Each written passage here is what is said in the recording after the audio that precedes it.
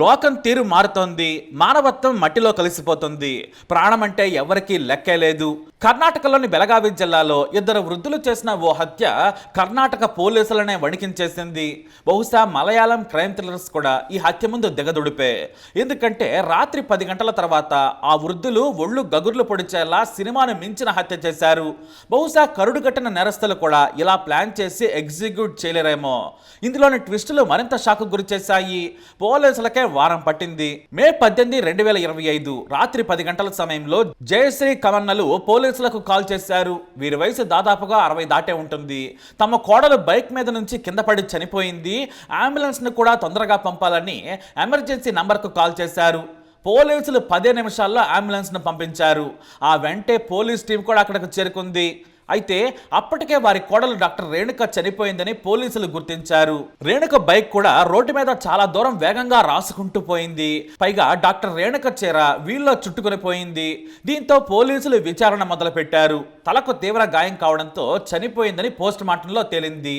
కానీ తలకు తాకిన కొన్ని గాయాలు ప్రమాదంలో తగిలిన గాయాలు కావు. పదునైన ఆయుధాలతో తల మీద కొట్టినట్లుగా ఉందని డాక్టర్లు కూడా మెన్షన్ చేశారు. పోలీసులు కూడా చాలా వరకు ప్రమాదం వల్లే డాక్టర్ రేణుక చనిపోయిందనుకున్నారు. క్రైమ్ సీన్ కూడా చాలా పర్ఫెక్ట్ గా రియల్ యాక్సిడెంట్ ను తలపించేలా బేపత్సంగా ఉంది. అయితే గుర్తు తెలియని వాహనం ఢీ కొట్టిందని కేసు నమోదు చేశారు. కానీ ఆ గుర్తు తెలియని వాహనం ఏంటనేది పోలీసులు విచారణ మొదలుపెట్టారు. ఎందుకంటే ఆ వృద్ధులు చెప్పినట్లే నమ్మారు కాబట్టి. రోడ్డు మీద గుర్తు తెలియని వాహనం గుద్దెళ్ళిందనుకున్నారు. గాయాలు సహా ప్రమాదం జరిగినట్లు ఆనవాళ్లు కూడా ఉన్నాయి. ఇంకో విషయం ఏంటంటే ఆ వృద్ధులు బాగా ధనవంతులు. కానీ మూడో వ్యక్తి ప్రమేయం లేకుండా ఎవ్రీథింగ్ పర్ఫెక్ట్ గా సెట్ చేసేశారు. ఎంతలా అంటే డాక్టర్ రేణుక తల్లిదండ్రులు కూడా ఇది ప్రమాదం అనే నమ్మారు. కానీ నేరం జరిగినప్పుడు దాన్ని చేసింది ఎవరో తేల్చాల్సిన బాధ్యత కూడా ఉంటుంది. పోలీసులు సీసీటీవీ ఫుటేజ్లను పరిశీలించారు. పలు వాహనాల నంబర్లను సేకరించారు. వారం రోజులు వెతికినా కూడా ఒక్క వాహనం కూడా ప్రమాదం చేసినట్లు గుర్తించలేదు. ప్రమాదం జరిగిన సమయంలో వెళ్లిన పెద్ద లారీలు కూడా 1-2 మాత్రమే ఉన్నాయి. మొత్తానికి ఎక్కడో తేడా కొడుతుందనుకున్నారు పోలీసులు. ఈ క్రమంలోనే చనిపోయిన డాక్టర్ రేణుక తల్లిదండ్రులను పిలిచి విచారించారు. భార్యాభర్తలకు చాలా రోజులుగా గొడవలున్నాయి. అదనపు కట్నం కోసం వేధిస్తున్నారు. మా కూతురుకు పిల్లలు పుట్టడం లేదని కూడా వేధిస్తున్నారు. కొన్నాళ్ల పాటు పుట్టింట్లోనే ఉందని చెప్పారు. ఆ తర్వాత సర్ది చెప్పామని చెప్పారు తల్లిదండ్రులు. ఈ హత్యలో డాక్టర్ రేణుక భర్త సీన్లో లేడు. ఎందుకంటే హత్య జరిగిన సమయంలో అతను సాఫ్ట్వేర్ కంపెనీలో ఉన్నాడు. మంచి పొజిషన్లో ఓ పేరున్న కార్పొరేట్ కంపెనీలో బెంగళూరులో పనిచేస్తున్నాడు. తన భార్యను తల్లిదండ్రుల దగ్గరే ఉంచాడు. పోలీసులకు అనుమానం అయితే ఉంది, కానీ ఎటు చూసినా కూడా డెడ్ ఎండే కనిపిస్తూ ఉంది. దీంతో డాక్టర్ రేణుక భర్త సంతోష్, అత్త జయశ్రీ, మామ కమన్నల ఫోన్లను స్వాధీనం చేసుకున్నారు పోలీసులు. కాల్ డేటా తీసి అసలు హత్య జరిగిన సమయంలో జరిగిన చర్చలు, మెసేజ్లు ఏంటనేది పరిశీలించారు. సరిగ్గా డాక్టర్ రేణుక చనిపోక ముందు, ఆ తర్వాత సంతోష్ తన తల్లికి తండ్రికి దాదాపుగా 20 సార్లకు పైగా కాల్ చేసి మాట్లాడాడు. మెసేజ్లు కూడా చేశాడు. వాటన్నింటినీ కూడా డిలీట్ చేసినట్లు గుర్తించారు పోలీసులు. దీంతో వృద్ధులైన జయశ్రీ కమన్నలను పోలీసులు అనుమానించి వారిని అదుపులోకి తీసుకున్నారు. హత్య జరిగిన సమయంలో భర్త లేకపోవడంతో అతన్ని పోలీసులు అసలు పట్టించుకోలేదు. కానీ జయశ్రీ కమన్నల ప్రవర్తన మీద కూడా వారికి అనుమానం కలిగింది. అంత్యక్రియల నుంచి ఆ తర్వాత కూడా వారిలో ఎలాంటి బాధ కనిపించలేదు. విచారణకు రమ్మంటే 2-3 సార్లు అనారోగ్యం అని చెప్పి తప్పించుకున్నారు. ఎలాగైనా సరే వారిని ఈసారి పిలిచి విచారించాలనుకుని పిలిచారు. ఆ తర్వాత తమదైన శైలిలో విచారించారు. మొదట ఇద్దరు చాలా పర్ఫెక్ట్ గా సూదిలోకి దారం ఎక్కించినట్లు అబద్ధాలను బాగా చెప్పారు.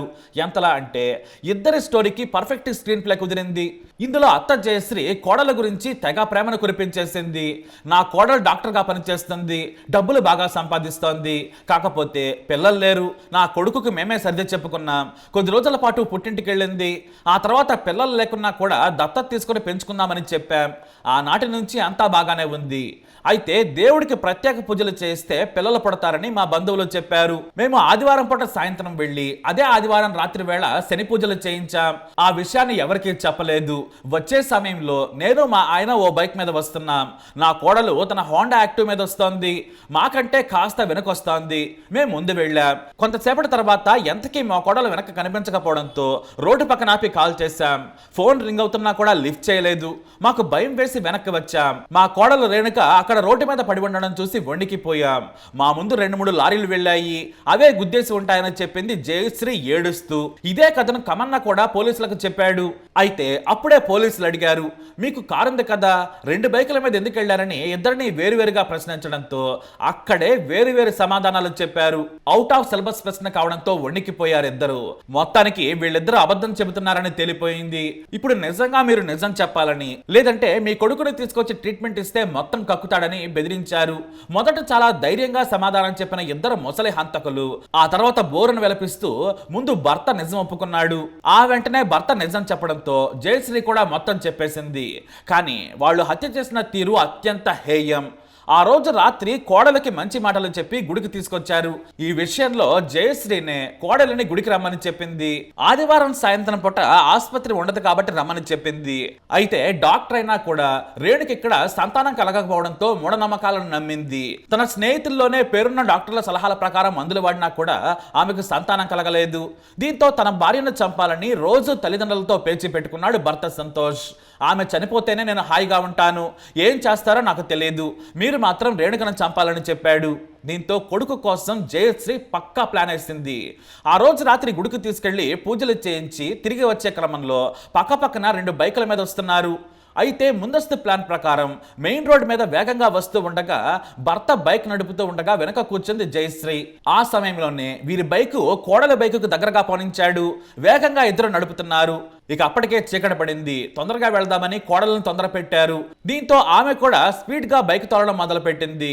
అంతే, వెనుక కూర్చున్న జయశ్రీ కోడలను ఒక్కసారిగా నెట్టేసింది. దీంతో బైక్ వేగంగా కుడివైపుకు తీసుకెళ్లి కింద పడింది. కానీ ఆమె చనిపోలేదు. ఇక వీళ్లు కూడా బైక్ ఆపి రోడ్డు పక్కన ఉన్న రాళ్లతో తీవ్రంగా తల మీద కొట్టారు. నన్ను చంపొద్దు, మీకు దండం పెడతానంది రేణుక. అయినా కూడా వినలేదు.